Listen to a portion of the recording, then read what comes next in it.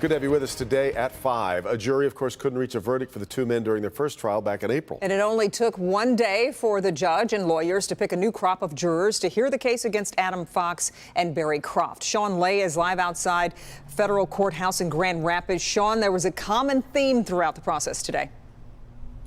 That theme, the federal judge here asking potential jurors all day long if they had mistrust in government, and if they did, how much mistrust in government did they have? All in all, at 3 o'clock today, a new jury seated in this new trial. 10 women, 8 men, including alternates, 3 people of color. That's a different makeup from the last trial last spring. Tonight, we're speaking with former federal prosecutor Barbara McQuaid. She's talking about why today may have been the most important day in this retrial. The jury selection is a really crucial part of this case. The fact that we had, last time a hung jury suggests that there were some members of the jury that disagreed, some who saw guilt here and others who did not.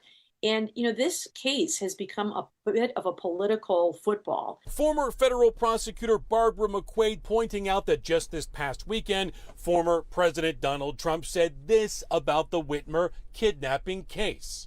As another example, the sting that they did involving Gretchen Whitmer was fake. McQuaid says that is the environment in which today federal prosecutors are retrying Adam Fox and Barry Croft, accusing them of plotting to kidnap Governor Gretchen Whitmer. Last spring, a jury could not decide if the two were guilty or not guilty. The same jury found co-defendants Brandon Caserta and Daniel Harris were not guilty, despite 2 members of the same group pleading guilty and testifying that the plot was very real. Today, jury selection in the retrial. McQuaid believes mistakes were made in selecting the jury last time. Last time, the jury selection was done in one day, and I worry that perhaps the judge did not appreciate the seriousness of the jury selection issue in this case. The government has to be careful and look at the way they are viewed in the community where they're operating.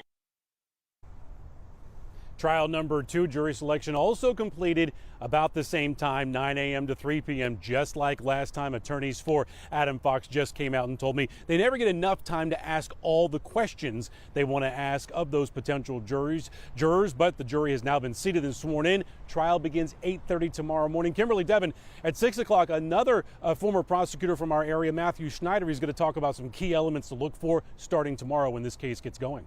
Very good. Okay, Sean.